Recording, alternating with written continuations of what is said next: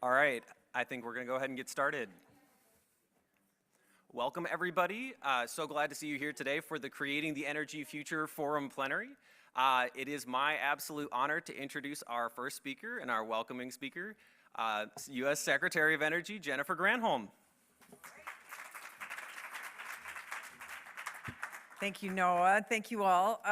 I love that this is talking about the future, of course, because this is where it's at. I want to thank the CEFF delegates and the students and the leaders, the professionals, the young professionals who are here, and those who are not here too, because we know that there is an army of people across the world that are determined.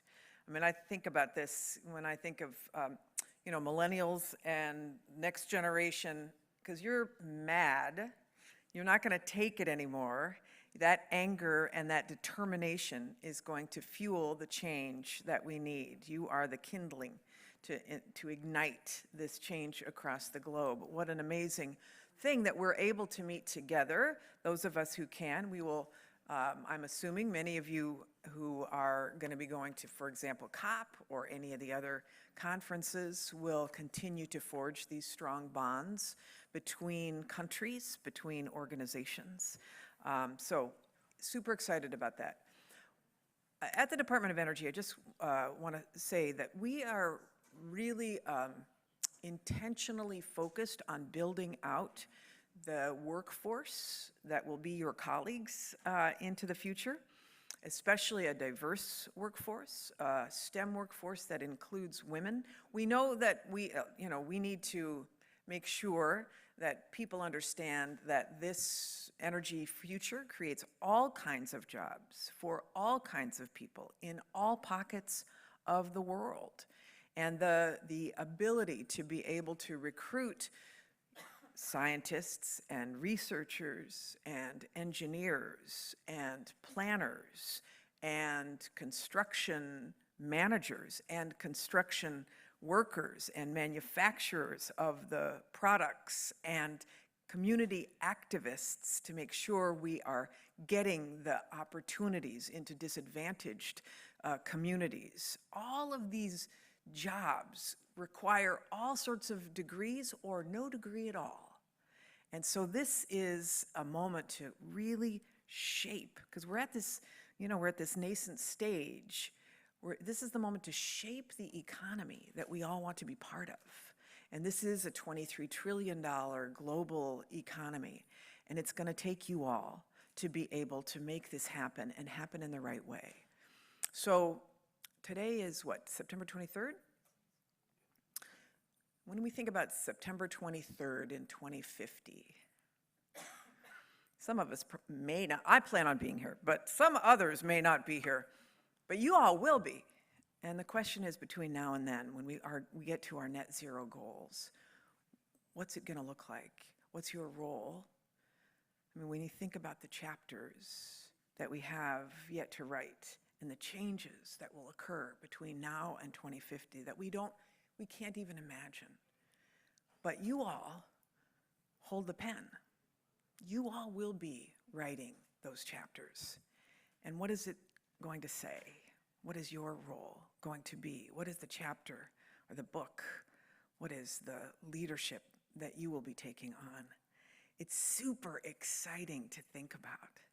I know you're here as young leaders looking into the future because you see yourself in this space, in this advocacy going forward. I hope we can recruit around you armies of people who are willing to take this charge and move it forward. I'm so thrilled that you're here, thrilled that you're leading, excited to know what will happen for you and your leadership as you go back to your respective communities and countries. I hope that this gathering here is, some of you have been doing this for a while, but at least internationally, this is the first time many of us have gotten together after COVID. And so for those who haven't participated in a huge number of international conferences up to this point, I hope this will be really the kindling that lights this incredible revolution across the globe of young people who are demanding change and doing something about it. Thank you so much for your leadership. All right.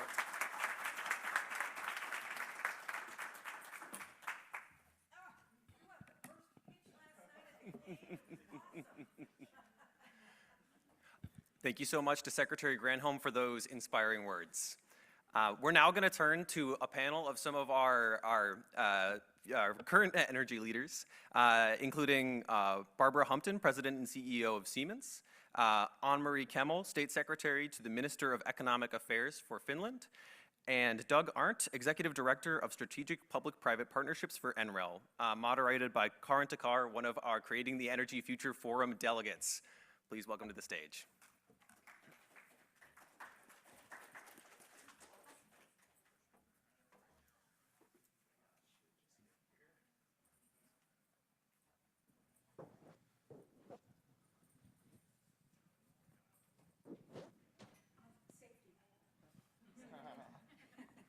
It's a good safety moment. Hi, everybody. Thank you so much for joining us today, and very honored to be moderating this panel session with leaders of the energy and climate industry.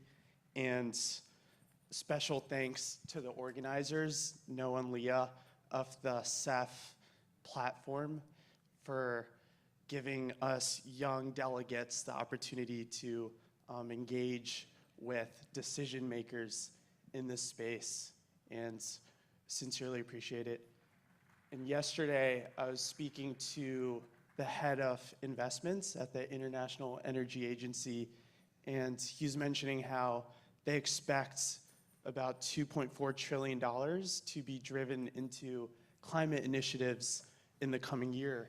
And with that investment will come a lot of job creation, which brings us to this discussion, as we hope some of that creation can be tailored towards bringing in more young people and providing opportunities to elevate them in the space, as well as creating a more diverse workforce, which leads me into my first question.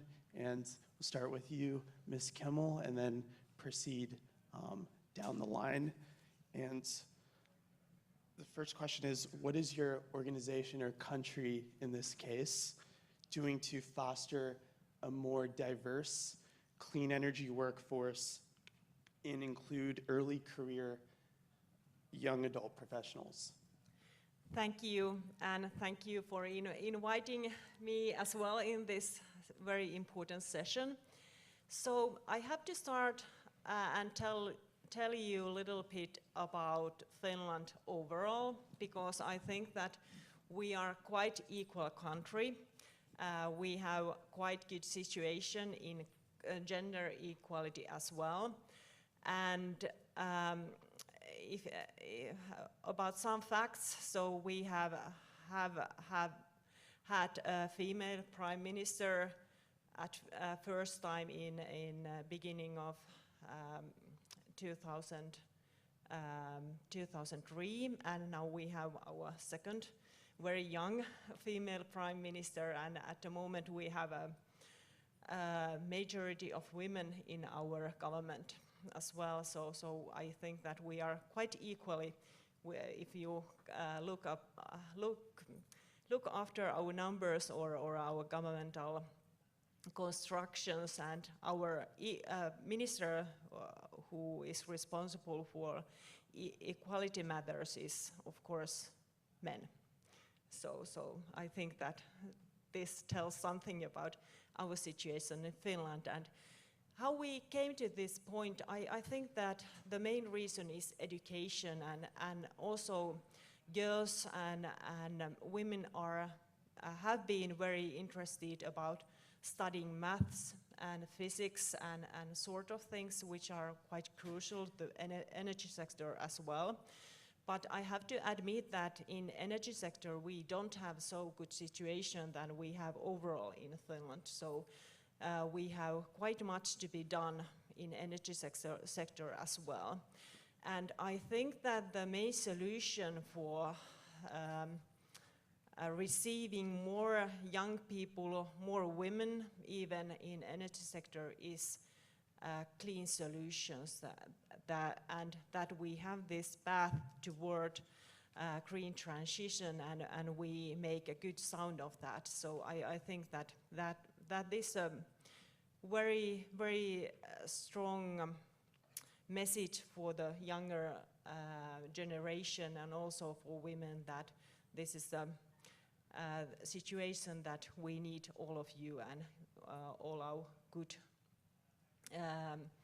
all of knowledge and all those a variety of the people as well. Yeah, thank you. Thank you. And Ms. Humpton, same question to you. What is Siemens doing to invest in a more diverse workforce and bring more young people on board?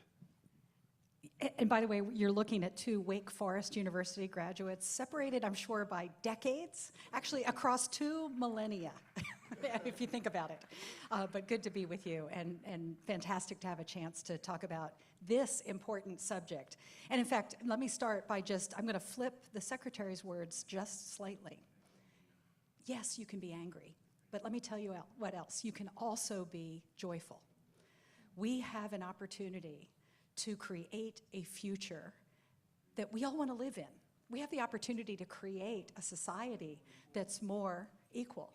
We have the ability to bring clean energy to the planet. That's going to result also in clean air, clean water, and you all are the one who are going to get the chance to benefit from that. And so, yes, we need to be passionate. We need to be passionate in this moment. What we're doing at Siemens is focusing in on drawing people from every walk of life into this exciting realm. You know that the tools of the last 20 years in tech have been applied to our commercial life, to our social media life, et cetera. Those same tools now are coming into the world of manufacturing and of energy.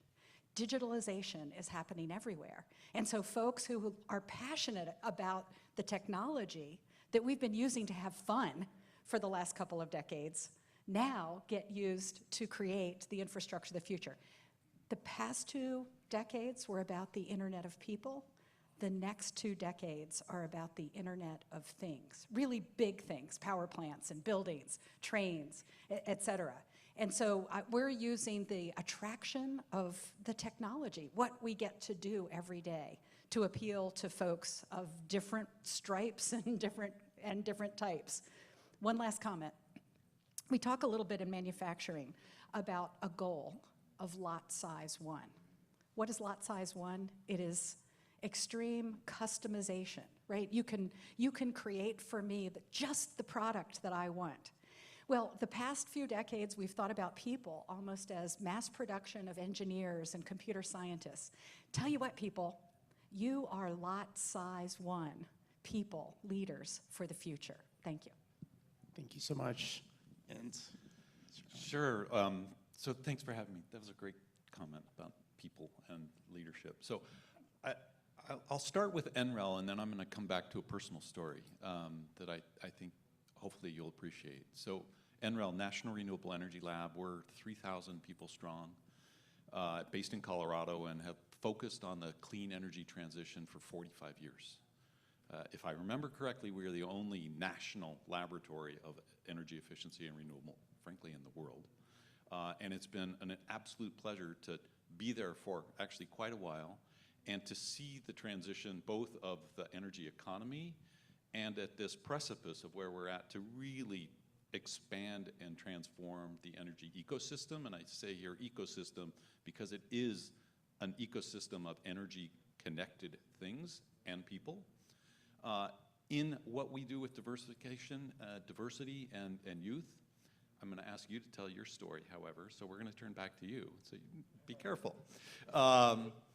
We're really pleased that we have more than 500 youth every year in the laboratory, whether or not they're interns or postdocs or young entrepreneurs that come through. They come from nearly 30 countries, and we work with more than 75 minority-serving institutions.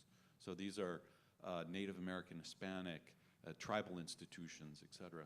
It's a very big, broad program, and we embrace the diversification that we can bring in. And frankly, you're absolutely correct. The tools that the youth have grown up with are now the tools of energy innovation. It is the computational tools that come in and work on a petaflop supercomputer, or frankly, it's being able to communicate via social media, which is just a natural for youth that, frankly, I fumble at. Hey, speak for yourself. I fumble at. I said I fumble at, not you fumble at. So it's really, it's a thrill, and I've had the honor, really, of being there for a long time and actually traveling the globe and being able to, I'll call it, tell the message and watch now countries and watch capacity building in those countries come forward. So with our university programs, it's diverse. It's 500 students from around the world who come either as a master or a postdoc or a graduate student. And it's just it's a big, broad effort that, frankly, resides and relies upon the youth to come forward. So let me turn back to you. You had a time where you were at NREL. So tell a little bit of your story about what it was like to be young and working on an innovative program at a lab like ours. Well, as Ms. Humpton mentioned, I went to Wake Forest University, and my background was in finance. And I was looking for areas to apply that degree where potential, like, good impact could be made. And someone recently who I spoke with said how the climate space is ideal because you can do well, given there's so much opportunity and growth, but you can also do good. And as a result, I feel like it is a really attractive area for a lot of young people today. And I'm currently in a graduate school, and I see a lot of my classmates who worked in separate industries but are now trying to transition into climate work. And I feel like there is going to be a lot of youth engagement. And my experience with the DOE was really amazing, getting to work on like a lot of interesting international initiatives during a time of so much transition. So really enjoyed it. And which brings me to my second question on why is it important, or why do you believe it's important to engage young people, and what like unique value do you think they bring to your organization, to your initiatives? And yeah, if you could just speak to your views on that front. Want me to start? Yeah, think about this. A lot of the work that we do is in infrastructure that persists for decades, right? So the people at Siemens who have built the systems that now serve us for power and et cetera, you get more and more and more valuable over time with your experience. And so what we've been doing is taking those grizzled veterans of the industry and teaming them up with the digital natives, people who are entering the workforce now. And what we're finding is that ideas are just exploding. Hey, what can we do with the digital tools? Well, you need to know the art of the possible in the sheer physics of what we do, and take someone who's got a lot of experience, but bring in the person with fresh ideas. And I'm telling you, it's sparking all kinds of innovation. We need to get ready for the next several decades. And so what I'm hoping is that people joining us now will all actually take root and, again, be with us for decades so that then we can keep the generational learning going. Yes, maybe I say something about this governmental view and about politics. So I think that the energy is in the center of the solution if we are going to tackle the climate change. So we need those clean energy solutions. So it's a very core thing for tackling the climate change and having this green transition. So if we don't have a younger generation with us doing these innovations and doing this transition, so we don't have the future, because the clean energy is the solution for is the main solution and for the green transition, because without the green energy, we don't have this kind of opportunities, of course, because everything is based on electrification and cutting fossil fuels. So I think that this is the main thing, that if we are going to get younger people with us in this green transition and energy system innovation, so we don't have anything. So maybe I'll articulate this through a little personal story. So well before many of you were born, in the mid-70s, there was an oil crisis. And at that point in time, the United States created what was then called the Solar Energy Research Institute. The Solar Energy Research Institute is NREL. We were begun as an institute and converted to a national lab. Well, I was 16 then, give you a sense of my age. I was a young, passionate, science-oriented high schooler, and I wrote a paper on the potential of solar energy. And I still have it, by the way. It's on vellum. It was by a typewriter. Anybody ever used a typewriter? Right. So that set out for me a passion of what I wanted to do in terms of an early career, and also a dedication. And where it's led so many years later is seeing solar from an idea. 1976 was maybe a few solar cells on satellites, to today, where it's hundreds of gigawatts per year on the transition to terawatts per year. So out of the youth, that story is really one of what we look for, which is passion, creativity, and the determination, frankly, to be the next generation leaders and to frankly challenge us. So I've been in the system for a long time, and I've seen a lot of change, and I'm thrilled with where we're at. But there's so much more to come, and it's your creativity and your passion that, as the Secretary said, will create the future that we all want. Amazing. And I have one final question.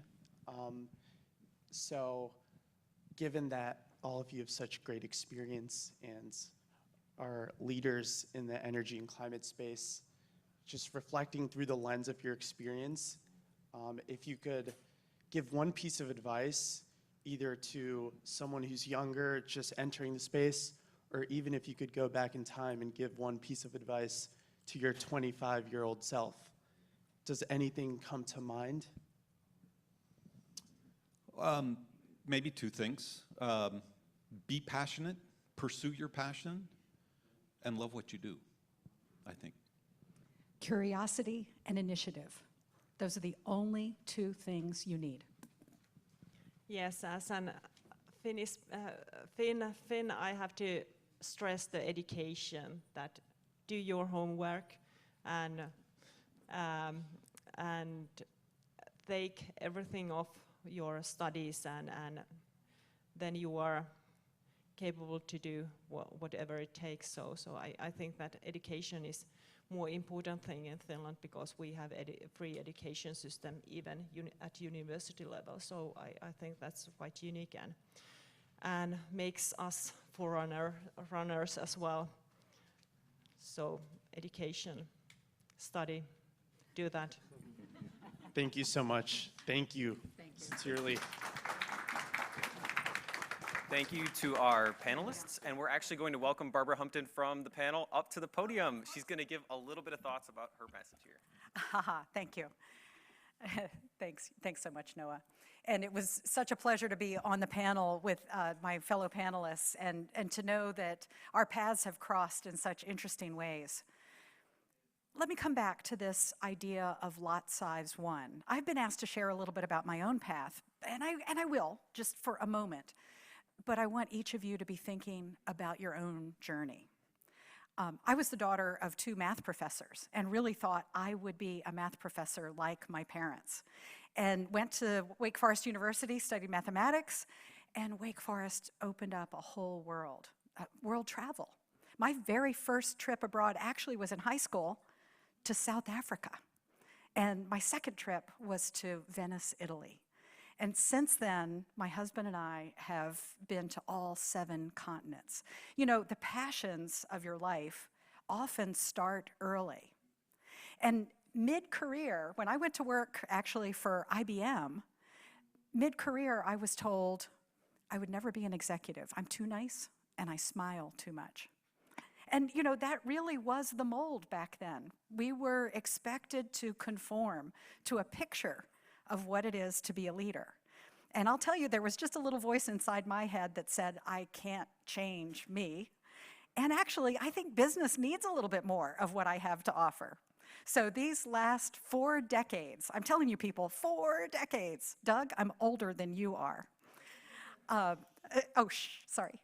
The last 4 decades, an opportunity to make contributions to big, hard challenges through the application of technology. I've had the privilege of working on the global positioning system, helped Customs and Border Protection screen cargo at the borders, helped invent some new biometrics for the FBI that transformed the way they do law enforcement. I actually had the director of the FBI refer to some of these inventions as true revolutions in law enforcement. Wow, you know, knowing that by joining with large teams working on hard problems, we could change the world. It was such a privilege to be invited to come to the Siemens Corporation. So think about your own journeys. Where are you now? What are you passionate about? Because the most important thing that you can do is choose a line of work that is aligned with your own strengths, with your own values, with your own ideals. Think about it, lot size 1. You are enough, and there's only one of you, and the world needs you. Thank you.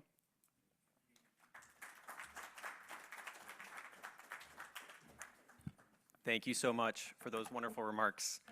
We're now going to welcome some brief remarks from Varun Sivaram. He is Managing Director for Clean Energy for Special Envoy Kerry's office.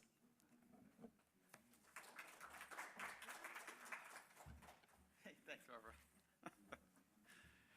Don't worry, the other guy looks worse. Hey, great to see you all. Barbara, those are some really excellent remarks. I'm honored to be here with you. Great to see my friends like Doug, and wonderful to hear the Secretary's remarks. Let me just say three quick points as you all contemplate your careers in this field. And I'll draw a little bit on my personal experience. It is an extraordinarily exciting time, as the Secretary said, to be in energy and climate and to craft a career and a path. This is one of those rare fields where you can craft an entire career, an entire lifetime in this field. They say that the last generation, our parents' generation, or the generation before them, the default assumption was you would spend your whole career in one field. But now we will have many careers over the span of our lifetimes. But energy and climate is such a large field that's so diverse that you could actually spend your whole career devoted to addressing the climate crisis and have several careers within that. So the first point I want to make is climate and energy is emerging as a new discipline or set of disciplines altogether. And the implications of that are breathtaking. There are at least 2, maybe 3, maybe 4 new dedicated climate schools that I know of. Stanford has one that just got more than $1 billion. Columbia, the first in the country, has a climate school. These schools, if you think about these institutions, schools have existed for centuries. They endure. They have disciplines such as mechanical engineering or the English department. Now you will have a new school called the Climate School, comprising departments such as energy science and engineering or climate science. And these will be departments that will endure for centuries. They will shape the kinds of careers that those who go to these schools and those who teach at these schools and get graduate degrees from these schools, they will shape the careers that they do. This is, I believe, a fundamentally different sort of field than some of the other technological breakthrough areas that we've seen emerge. For example, you might look at the digital revolution and what's happening in the clean tech revolution it's kind of two sides of the same coin because, hey, they both have epicenters in Silicon Valley and you can really kind of move between one or the other. I actually think that's probably fundamentally wrong. You should read the new book by Vaclav Smil, one of Bill Gates' favorite authors, who says that our current economy runs on commodities such as steel and ammonia. You have to understand the built environment and our energy infrastructure in order to make a true difference in our net zero transition. And that is a fundamentally different skill set in some senses than going to build a software company. So anyway, my first point is I want everyone to appreciate that climate represents as big a change in our pedagogical future as the development of the Department of Engineering was, or the Department of Humanities and Sciences. This is a paradigm shift. Second point I'll make is as you craft your careers, think about adding international experience. We heard this on the panel. Doug shared it, for example. I've been lucky to work across 3 different continents. Most recently, I worked as the Chief Technology Officer of Renew Power, India's largest clean energy company.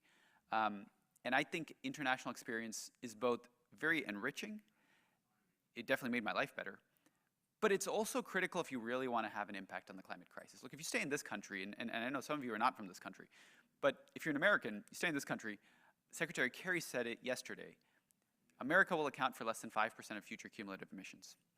If we want to solve the problems of the world, you need to go out into the world. And from my experience in India, I saw a range of problems that were unique. For example, if you try and solve road transport here, you really got to focus on the passenger vehicle. You try and solve road transport in India, you're focusing on heavy road transport or auto rickshaws and bikes. The modes in which we use energy around the world will differ based on context and the technologies that we deploy to try and reduce those emissions. It's very important that we have that international context. So I urge you to go spend some time internationally. My third point is I also urge you to spend time across the different sectors that will contribute to solving our climate crisis. Again, it's an area where I feel very fortunate. I've spent my career at the intersection of public policy. I now serve Secretary Kerry in the US government, the private sector, which I just told you about, and academia, where I've been a faculty member at Columbia. And I really think that each of these sectors has something useful to contribute to the climate crisis. And often the different sectors don't really understand each other. Here in the US government, later on, I really urge all of you to show up for Secretary Kerry's main stage remarks. He's going to be talking about something called the First Movers Coalition. It's a public-private partnership that President Biden launched at COP26 that brings together the world's biggest companies to make commitments to buy new technologies, similarly to what we did for vaccines. There was a purchase commitment for a new vaccine, and that inspired Moderna and Pfizer, let me not use inspired, it incentivized them to bring new vaccines to market.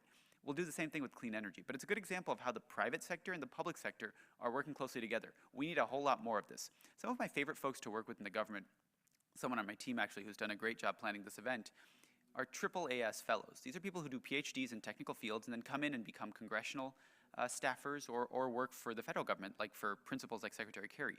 I urge those of you who are in technical fields to consider these potential routes. I really think that cross-pollinating our policy realm and our technical realms is very important. I'll close by saying this is easier said than done. You know, I often feel like I've kind of fumbled my way through my career, trying to grope out like how can I shift sectors and understand you know, this policy thing if where I'm coming from is, you know, an Indian solar company. It is a complex universe. My one guiding light, at least for myself, is to try and sift the signal from the noise when it comes to emission reductions. You really probably want to be working on something that you can see aligned to having gigaton level reductions, because some 90% of things that have the word climate attached to them probably don't have gigaton level potential impact. Now, there will still be 10% of those remaining things that have climate attached to them will be large opportunities. There will be many opportunities for you to choose from. You will have to do some trial and error. But try and focus your time. You are, you know, all of us here have talents that are critical for this crisis. Try and focus your talents on the things that will truly solve this climate crisis. That's what I'll close with, and we're all trying to figure this out. Very happy to talk if you ever want to. Thanks so much for having me.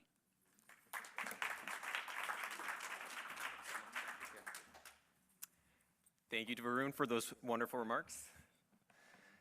Up next, we're going to hear from a panel of our CEFF delegates. Call them up to the stage now. We have Sena Sugiono, Isabella Fosner, Lynette Newton, and Lavin Conceso. Welcome.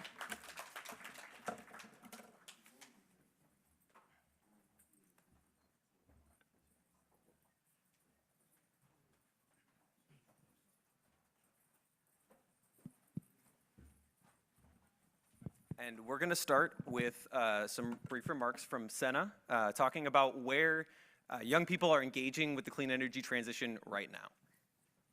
Right. Hello? Yeah. Oh. All right, just making sure.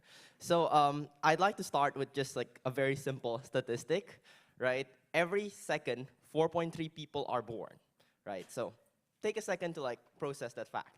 4.3 people are born.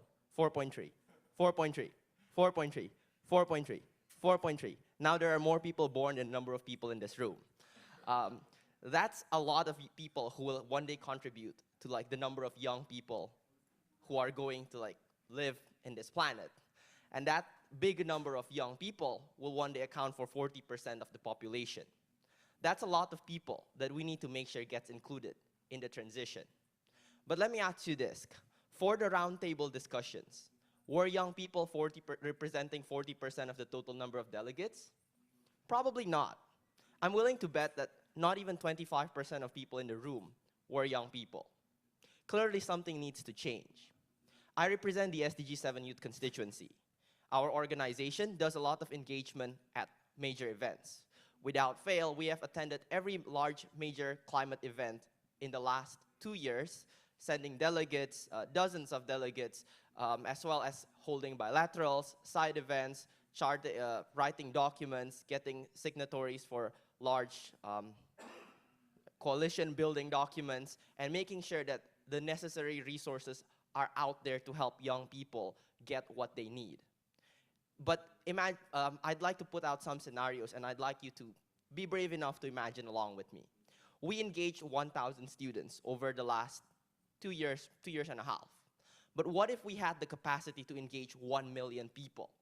How much more could we have done in that short span of time?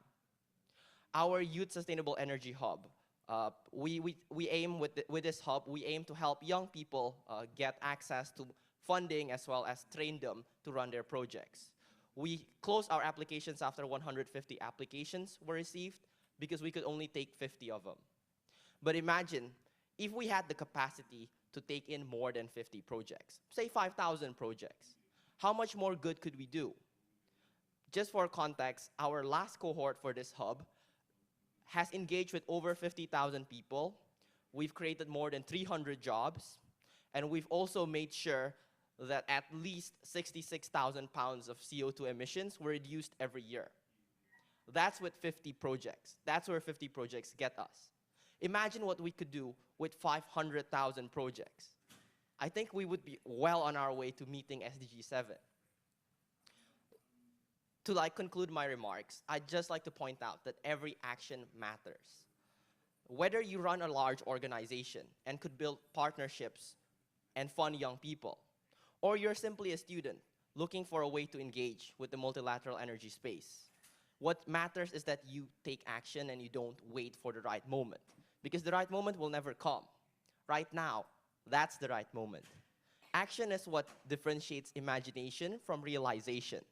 And I think that's something we all need to realize. To conclude, I've been speaking for roughly 3 minutes. By this point, 750 people were born. This room's maximum capacity is 1/5 of that, I think, quick count, around 1/5 of that capacity. That's a lot of people who are born, who we need to make sure gets included. So let's make sure we take action now to make sure that these people will be included in a just and right way. Thank you very much. Thank you, Sena. We're now going to hear about some perspectives on how we can improve engagement in going forward. And let's start with Isabella. Hi. Do you hear me well? Okay. Well, I think I would like to take your last point. Let's start now. We need to act now. And yeah, since we're sitting here, there is a global climate strike going on outside in a lot of parts of the world.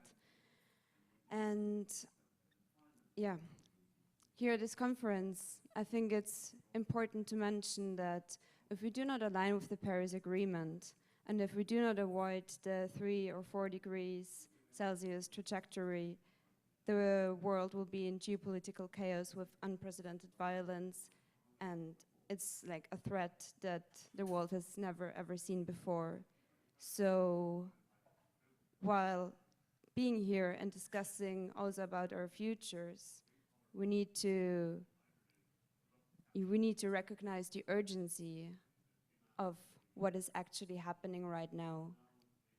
And for me, for example, yes, I do think about my career, I do think about my future, but I'm also seeing it as a duty, and I'm also seeing it as a duty to communicate this urgency, because there is absolutely no time left if you don't take bold actions right now.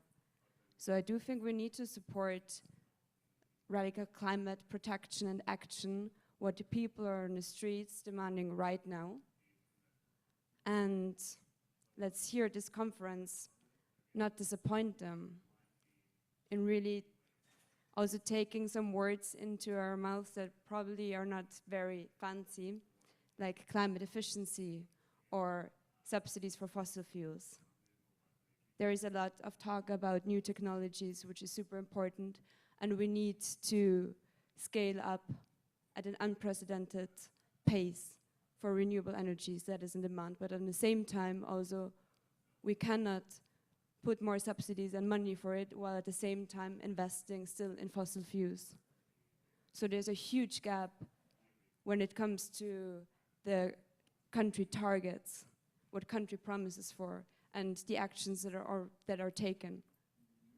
And what my goal is, or what me as also an Austrian is, to really follow up with the politicians, with the businesses in my country, then afterwards to account for them, saying the promises that are made at this conference, following up with them and seeing, okay, what are the actions that are taken? Because international climate conferences depend on national energy and climate plans. So there is no climate goal target if the action is not taken at the country level. And this is, I think, like really important that we are all aware of this. And then last but not least, like given the process of a just transition, like if the process is not just, then the outcome will never be just. So we need to focus on that.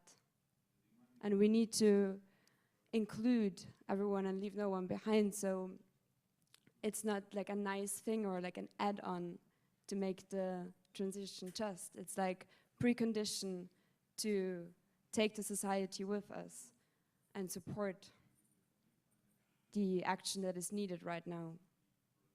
Thank you.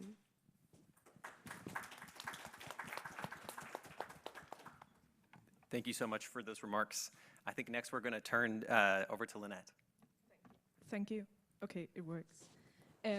My name is Lynette, and I've been the global youth. I've been the regional coordinator for the Global Youth Energy Outlook, which is an initiative by Student Energy, where we surveyed more than 41,000 young people across the world. And I think some of these findings are really interesting in terms of like how we can drive the clean energy transition going forward. Also in relation to what some of the previous speakers have said today. So looking at one of the main findings is that like of these 41,000 people, or like young people between the age of 18 and 30, like the vast majority wants to be involved in the clean energy transition. But a lot of them don't really know exactly how they can contribute, which creates a problem in terms of how can we unleash the potential from these young people who wants to be a part but who are not necessarily aware of where to start. And I think my own example is pretty good, my own story is a pretty good example of that. So I'm a sociologist, and I did a master's in global environment, politics, and society 5 years ago, and I was certain that I would focus on social change and making the world a better place, but I'd never imagined that I would work with energy, because to me that was a solely technical issue. I had no idea that I would be able to contribute as a social scientist. That was not until I couldn't get any of the courses I really wanted to get, so I ended up in this anthropological energy class. And so, well, my entire everyday life is built on energy, whether I'm in a building that's built of concrete, which is very energy intensive, whether it's like having light to study at night, whether it's like everything is energy intensive or requires energy. And I think as a social scientist, I realized, okay, it's all about creating a just transition, like finding out how I can contribute to making sure that going forward, energy is not only renewable, but is also like that we don't create more injustice by making sure that everyone who had a job in the oil and gas industry will also have a job in the in the new industries. I feel I'm losing. I just need to check what I was going to say, sorry. Speaking from heart can sometimes be a challenge. So I think what I actually want to say is that just like I didn't know exactly how I could contribute to the energy transition, a lot of other young people don't know how they can contribute to the energy transition. And to make people aware, we need like resources, skills, and knowledge, which is both dependent on having like educational programs, but also on like having public-private partnerships that involve young people.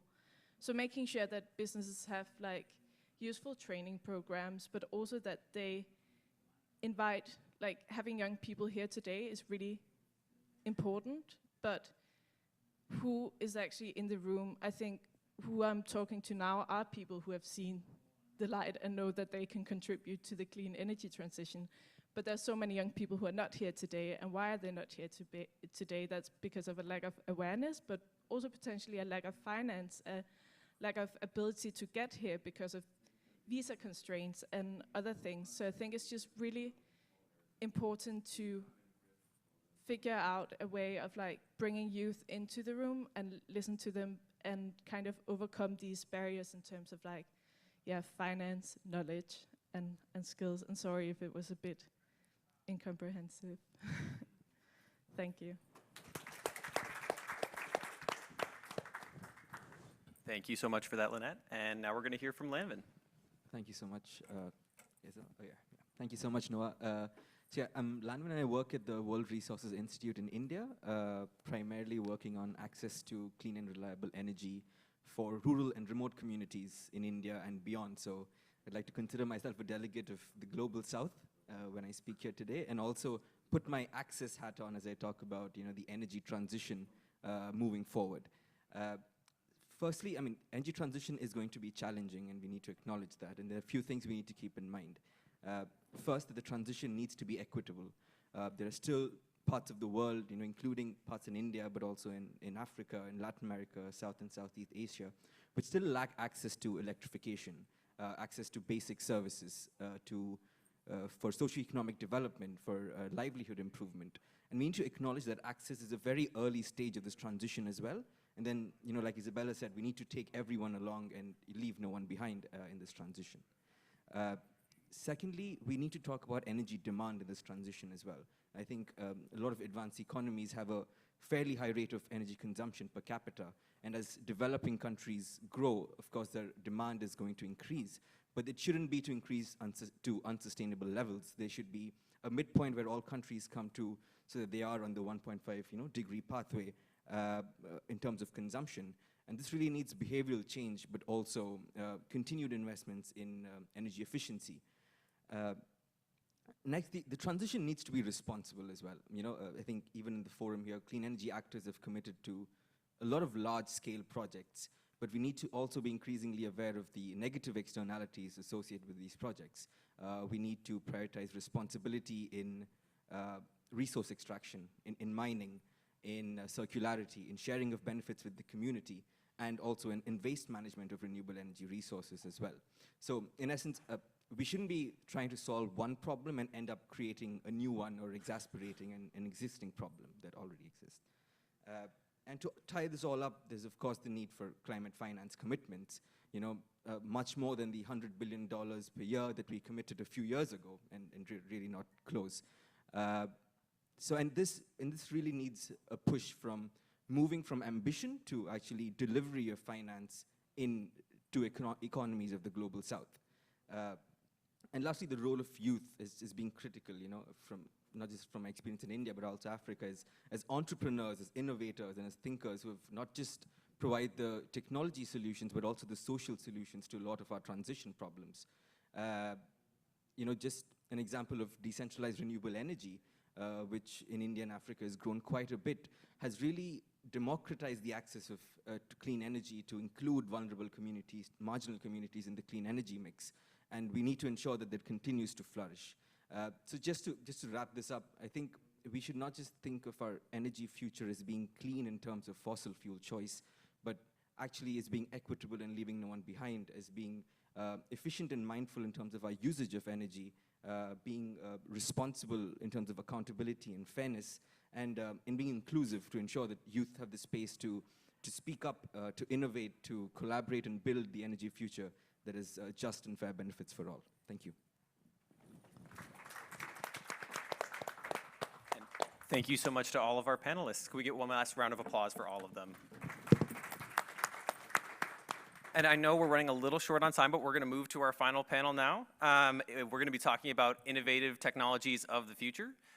So we're going to be hearing from Guillermo Onrubia, Charlotte Kirk, and Basil Alzubaini, as well as Shakti Rankumar from Student Energy.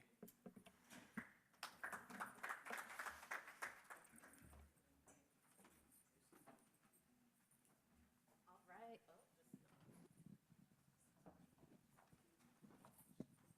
Hello? Yes? Okay. Awesome. Thanks, everyone. And this is our final panel, and I understand we're a little short on time. So this will be a rapid-fire response, just a really energizing, concise thing to close us off today. Thank you so much for joining us on. It's been really incredible to hear all the opening remarks and all of our previous panelists as well. So I've only got one question for you, and we want to close on a note of excitement. So what technology or innovation are you excited about in the energy transition? And we also want to keep it real. So what is the catalyst that's still needed to kind of implement this technology or innovation? And what barrier are you seeing? And again, rapid fire, but really excited to hear from you all. And we'll go this way.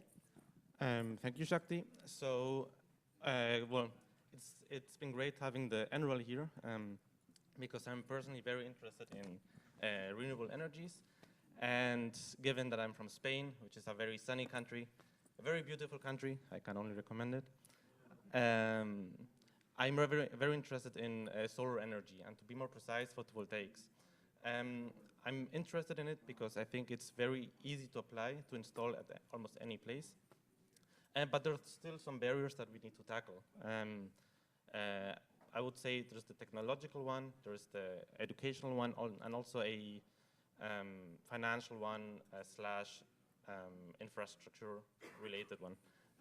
From the technological one, I would say it is important to enhance the efficiency of our devices without losing stability.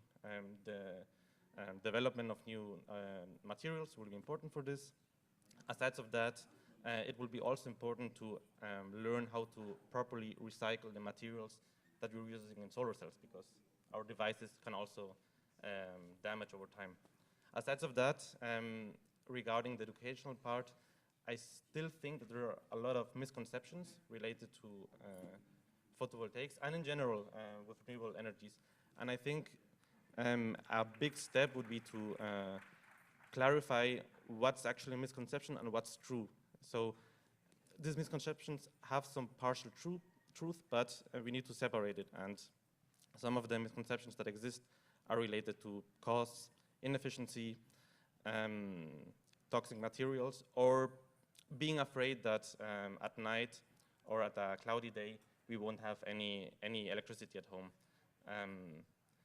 I think by supporting educational programs, both at school level, but also for all of the people in our communities, it will be possible to eliminate or to remove these misconceptions. And to wrap it up, from the infrastructure or financial one, it is true that they're cheaper than ever, solar cells, but it will be important to keep lowering the cost of these devices.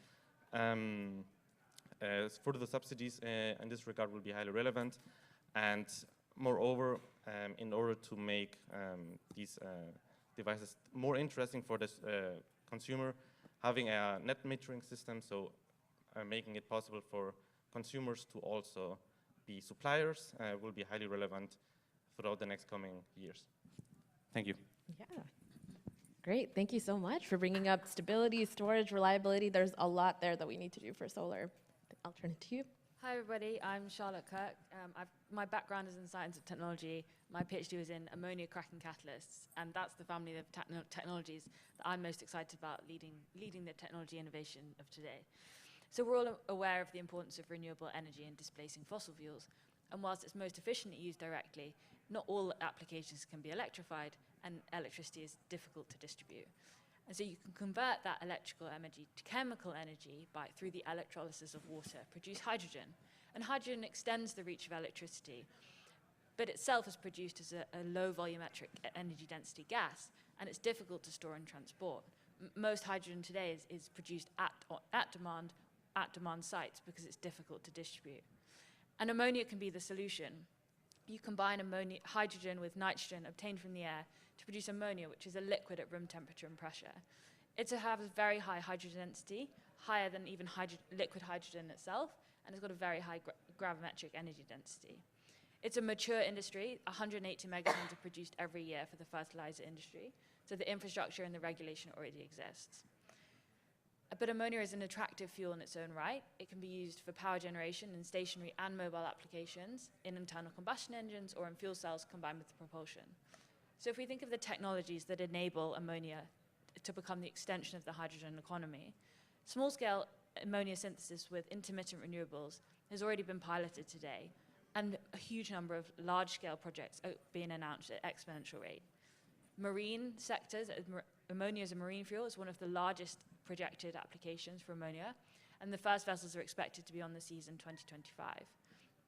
Fuel cells that use ammonia as sort of backup grids for displacing diesel gensets are already operational, and ammonia cracking to reproduce the hydrogen is already existing at small scales, and the largest OEMs are developing at large scale. So if we think of what the catalysts are needed to really realize the true value of this technology, we need new infrastructure. I said it's a mature industry, but we need new infrastructure to connect new areas of supply and demand and in these new applications. And the finance for that isn't yet there. And the policy and regulation needs to catch up with the technology advancements. And that's largely going to be underpinned by the need for green certification, enabled to value the green property of these molecules and ensure the bona fide credentials of the low carbon fuel. But I think ammonia is a really exciting extension to the hydrogen economy and a real enabler of it. So I look forward to further advances in the future. Thank you. Thank you very much. And last but not least, our final speaker. Thank you for all. I think they have quite covered a lot of important aspects, renewables, hydrogen and ammonia. And I think one of the most important things that we need to address, whatever advancements we want in innovation and a clean energy, it should address three aspects and three pillars: energy security, climate protection, and economic growth. So having that said, we need to remind that approximately 10% of the world population lack access of energy. So I'm quoting from that, from a report that was developed from Sustainable Energy for All and University of Columbia that says eliminating fossil fuels and an unfair burden on countries that have contributed the least to the climate change, but are the most vulnerable to its aspects and impacts. And from that, I think we need to know how we can make our worst enemy as our best friend, and how we can make carbon emission from waste to a commodity that we can utilize, and how we can make that a catalyst to expedite innovation towards clean energy. I think we need to focus and we gather up collaboration globally in R&D, universities, industry, and how we can work together to foster and expedite the global clean energy innovation so that we can live in a better world. Thank you. Thank you very much to our panelists. That was excellent and who had quite a range. I will turn it now over to Leah. Thanks so much, everyone.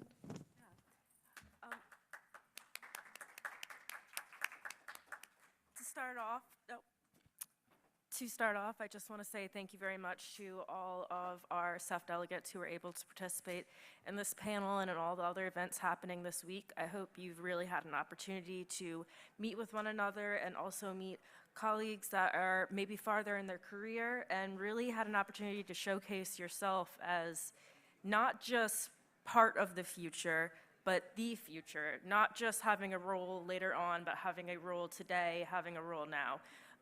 When we were planning this event as co-lead, I often had a lot of doubt about myself, and I was wondering, no way, I'm 25. I can't be co-leading a program at the Global Clean Energy Action Forum, the clean energy event of the year. And coming here today, I am, I've seen all of you speak. I have seen the solutions you've put forth. I have seen the immeasurable talent and skill that you bring, and it's made me realize that we all have a role here, and I couldn't be more happy to see the role that you have been able to play and the impact you've made in this event so far. So thank you all for being here, and I hope you enjoy the rest of the day.